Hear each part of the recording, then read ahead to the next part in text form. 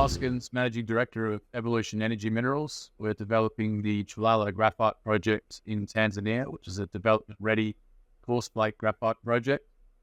Working through the project financing process now, following completion of our updated DFS and signing a framework agreement with the Tanzanian government, and recently announced a strategic collaboration with the globally leading battery anode company, BTR, out of China, with a view to them helping us with the financing and an industry-first downstream collaboration with them to produce anode materials, which ultimately would see us become a vertically integrated producer, as we've always wanted to be.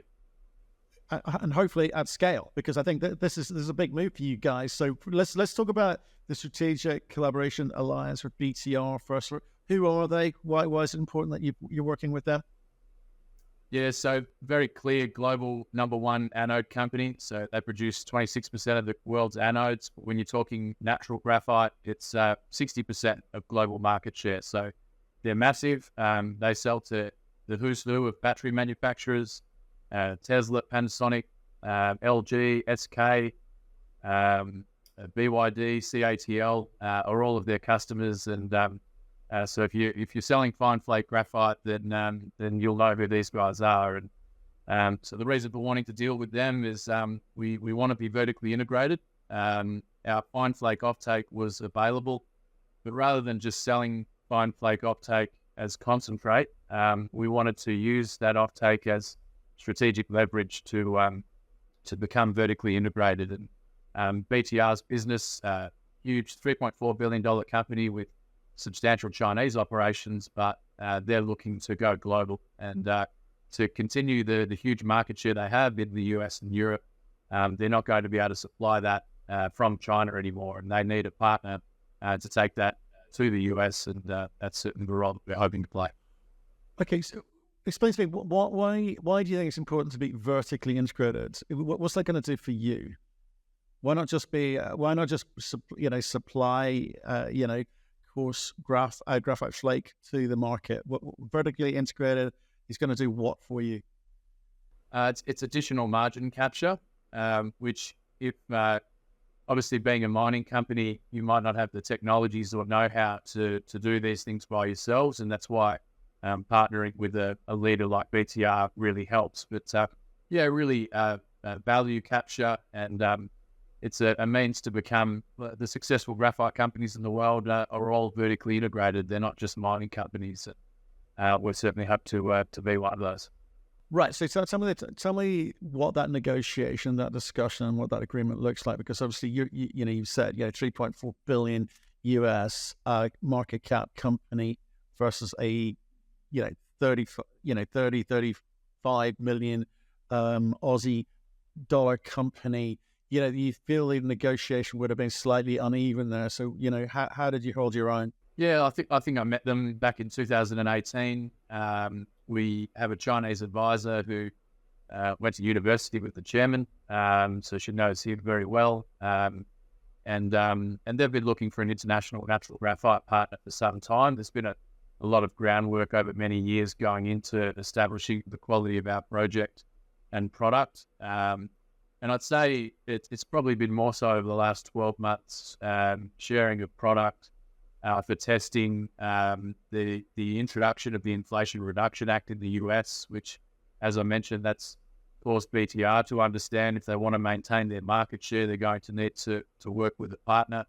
And then even the realization on our part that in the current equity market, even after fantastic milestones announced earlier this year, that it's an uphill battle to finance your project. And so we really wanted to turn our attention to the strategics, and we've had a direct line into the chairman in those negotiations. So I think the timing of all this has been very good, as they're right in the process of looking to internationalize their business. And of course, we're at different ends of the valuation spectrum, but we have what they want, which is good quality feedstock into battery anode materials. We really can offer, we've been doing 18 months of work in the US in downstream site selection. So we really, and we've got a team over there as well. So we can offer a means by which to legitimize operations in the US and bring that commercially proven technology into a customer base that is requiring BTR to move into the US. So we often say, why us? But I think there's a lot we can offer, and having a project that makes economic sense at all prices means we're going to be able to supply them for a long time. Right. Okay. So that explains what it does for you. And you told us what you think it does for them, for BTR. But let's just talk about the China factor here. You said that BTR, supply to people like Tesla, but presumably Tesla China. So in terms of inserting themselves, a Chinese coming into what seems to be quite a hostile environment in North America, in the context of critical mineral supply and security, etc. How does that relationship work? Do you give BTR validity, or are things perhaps not quite as antagonistic as is reported? How does a Chinese company expect to work in country? Yeah, there's still a bit of structuring work to go into the downstream side here as to what final structure we land on. And that could be anywhere from a joint venture to a technology licensing deal. But ultimately, it comes down to, it's got to work for BTR, it's got to work for Evolution, but it's got to work for the US government. And there's guidance coming from the US government around to be able to qualify for some of these vehicle tax credits and things like that. You can't be a foreign entity of concern. And there's guidance on, well, what constitutes a foreign entity of concern. If our US downstream entity was 20% owned by BTR, would that be a foreign entity of concern, or do we need to wholly own that entity, but use a technology licensing deal to be able to bring that technology into the US? But the fundamental issue that the US government has is that they want to stand up the battery supply chain and EV sort of ecosystem as quickly as possible. But everybody knows in the industry that China dominates the technology landscape, and so it's how do we how does the US bring that into the country, whilst also preserving its own interests and ensuring that you've got sustainable supply chains under all scenarios moving forward. And we've done a lot of work with our team in the US around how we can do that and build a resilient supply chain.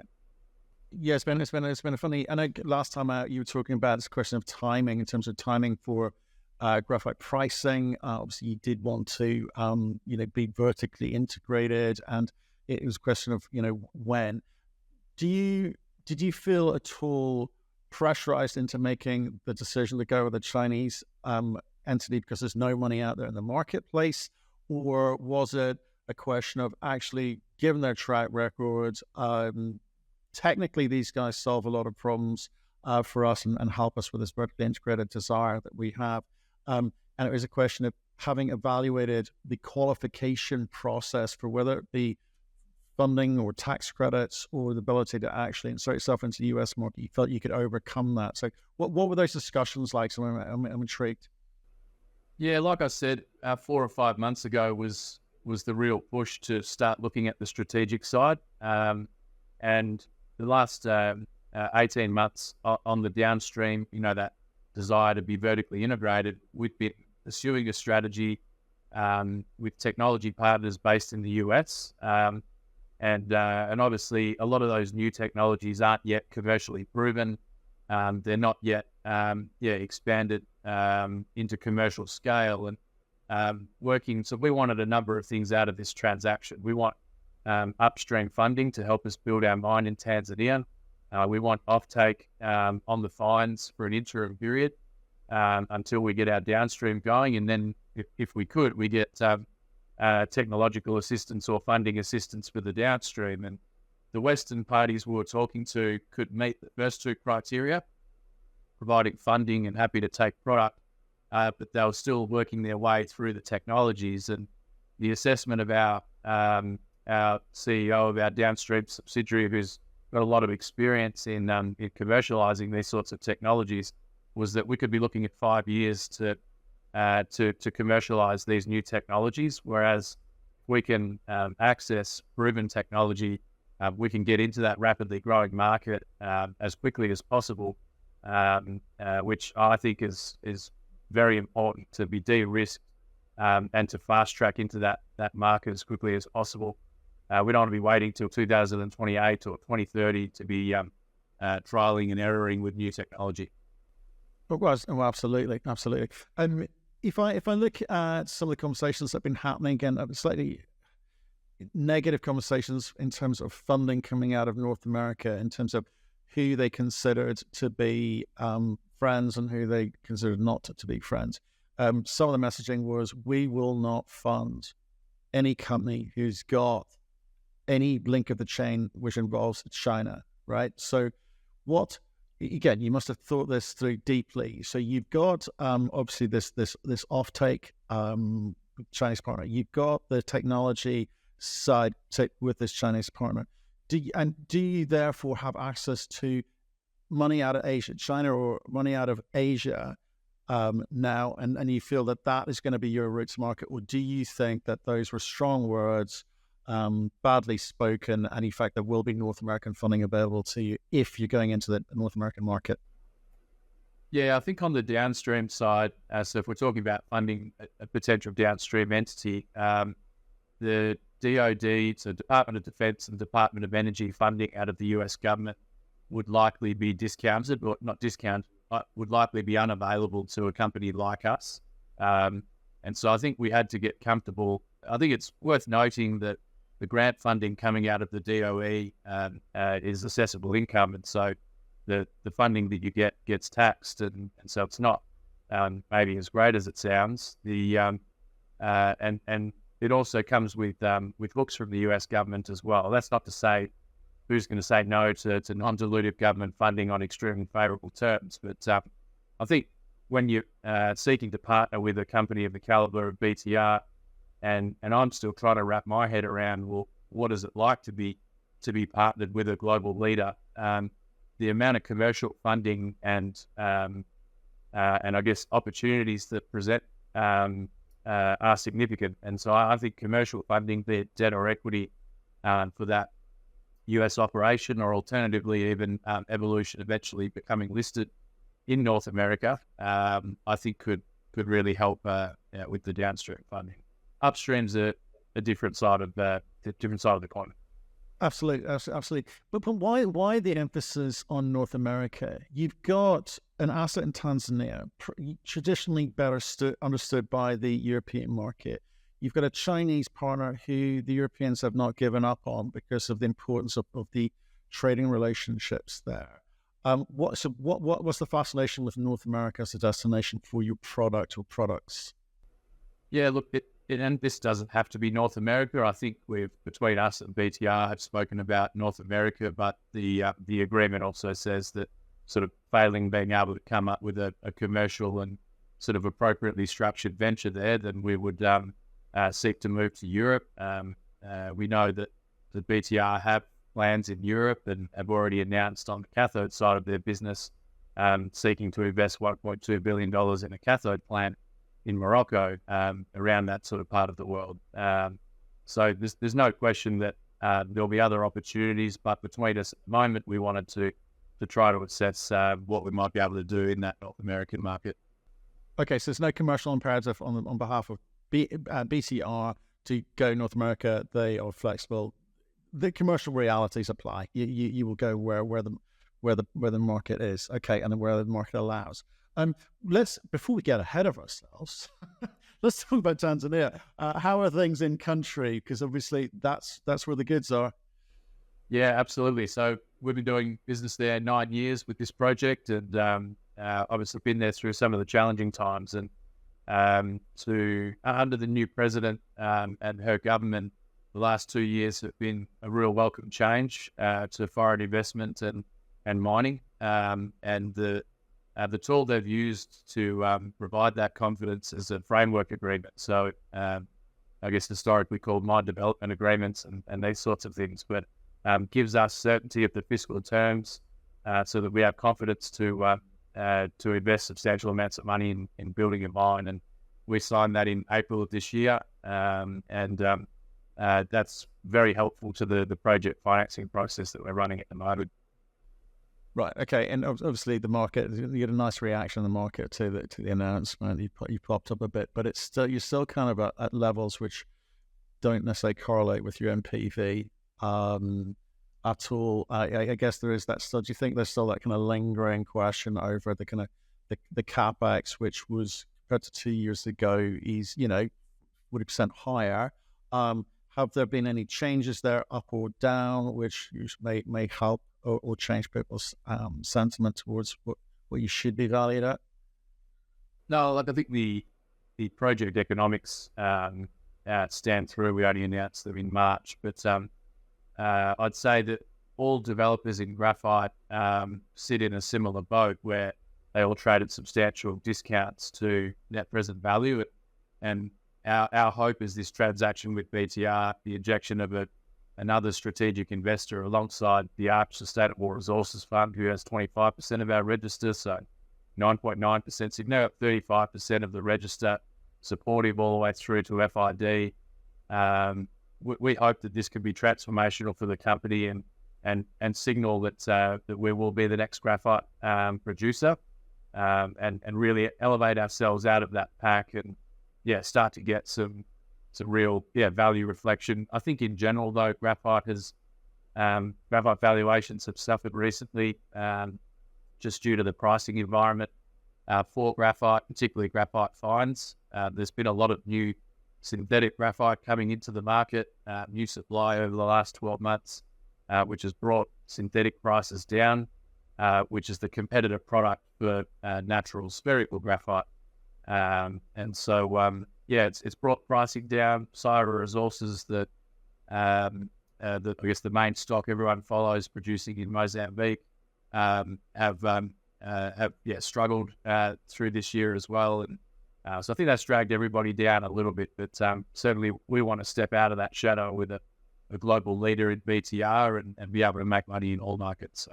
Well, absolutely. So in terms of, obviously, you'll, I guess, let us know as you kind of advance discussions and understanding about what the economic terms are in terms of that offtake, depending on which products we're talking about. But how do you kind of, I guess, capture the attention of the market? It's a kind of esoteric product. It kind of like people talk about, EV thematic, batteries, etc. They go nickel, copper, lithium. That's it. Everyone else is a kind of not ignored, but sort of definitely not understood very much. So, I guess what would be helpful is trying to understand the kind of demand drivers in a bit more detail than just it's the EV thematic. So for a company like you, with the products you think you're going to be able to produce as you get vertically integrated, where do you see the gains coming from, that hit your bottom line,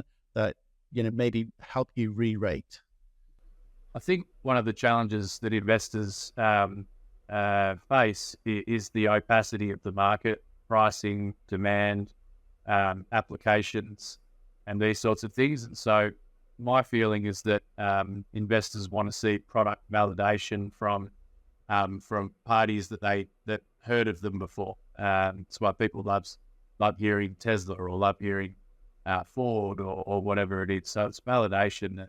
So I guess about our offtakes, and then I'll talk about the demand drivers, but to have validation from BTR should signal to investors that our graphite is suitable for lithium-ion batteries. Our coarse flake graphite, we've also signed with the global leader for what's called expandable graphite and graphite foil. That's probably the bit that's probably lesser understood. I would say when people say I like graphite, they say they like graphite because of batteries. But to have two global leaders in their fields of these value-added applications signing offtake with us provides validation of the product, and then what drives all of those markets, so the fines and batteries. I think the thing that everyone's looking for is we've seen lithium go and we've seen these other things go. Why hasn't graphite gone yet? And graphite had such a substantial market before batteries came along, compared to the lithiums and cobalts. It had the refractory market, the steel industry. So it's taken a lot longer for batteries to represent a significant proportion of this market.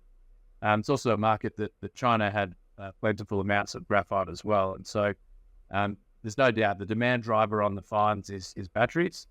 And on the coarse side, it's a little bit more complex, but expandable and expanded graphite used in fire retardants, thermal management of electric vehicles, hydrogen fuel cells. There's a number of different applications there, but Fast Markets put the CAGR on expandables at 15% over this decade. So there's really exciting things on both sides of the coarse and fine flake story. Okay, so that gives us a sense of some of the product lines, but as I say, it's opaque. It's a bit hard to kind of wrap your head around at the moment in terms of the size of the price. Really, so let's focus on what we can control, which is the process that you're going to go through for financing your debt equity mix. Obviously, offtake helps in all of that, and especially with the kind of, I guess, AAA rating of BTR involved as well. So, can you give us an idea of the timing, the who, and the where? Yeah, absolutely. So we engaged a group called Auramet as our debt advisor. We received numerous expressions of interest from European and South African and Tanzanian banks on the debt side earlier this year, following the framework agreement and DFS update. We appointed independent technical engineers, environment and social consultants to come to site in May. Those reports for the financiers are all dropping this quarter.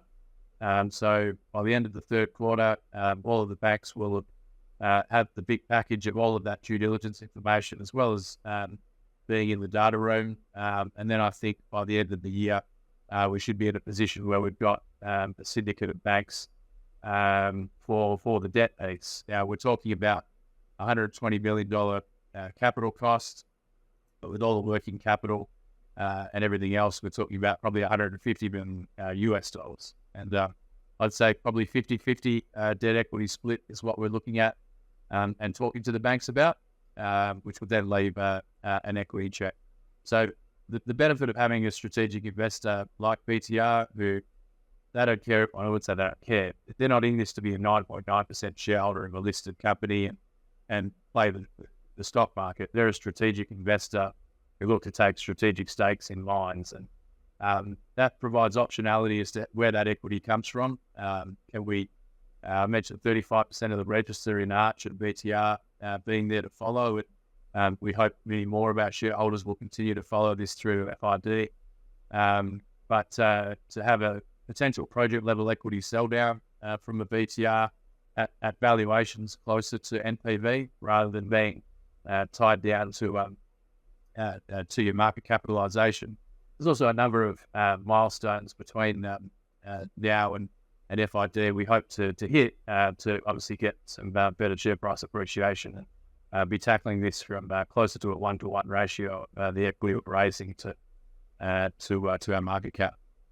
Interesting. Like, and I'm sure you've got options with regards to funding at project level and PubCo, etc. But I'm intrigued when you talk about equity debt ratio 50-50. Most people come on the show and talk 60-40. It's a bare minimum.